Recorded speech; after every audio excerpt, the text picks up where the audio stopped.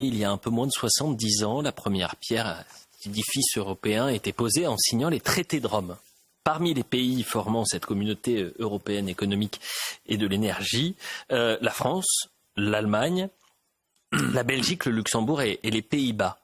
Et j'ai retrouvé une archive justement qui montre cette signature aux Français des traités de Rome.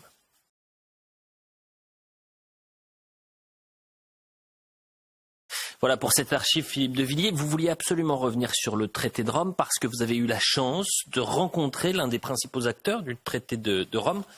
Que vous a-t-il dit, Philippe de Villiers?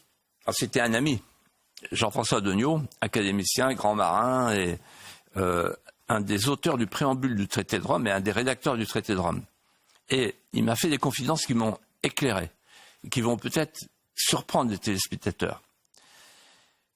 D'abord, il m'a dit, voilà, nous avons livré, je le cite textuellement, un traité soigneusement ambigu entre l'intergouvernemental et le fédéral, avec des grades de radium, c'est toujours lui qui parle, la commission, monopole d'initiative, et cette phrase que j'ai rédigée moi-même, dit-il, un processus créant une union toujours plus étroite pour pouvoir passer de la coopération à l'intégration. Ensuite, il m'a dit la recherche en paternité du traité de Rome est complexe. L'idée est largement américaine. Je dis ah bon, pourquoi? Parce que les Américains avaient une obsession, c'était emmailloter l'Allemagne pour éviter que l'Allemagne ne se laisse aller au Drang d'Aroston de son histoire et qu'elle évite d'aller vers le Lebensraum, vers l'Europe centrale. Emmailloter l'Allemagne. Et ensuite, je dis le père de l'Europe, il me dit Robert Schuman était un être complexe. Et là, il m'a dit des choses que j'ai vérifiées plus tard et qui vont sidérer les téléspectateurs qui nous écoutent. Parce qu'évidemment, on le tait, ce que je vais dire. Il a porté l'uniforme allemand en 1914. En 1938, c'est vérifiable ce que je vais dire, ce que je dis. Il a voté avec enthousiasme les accords de Munich.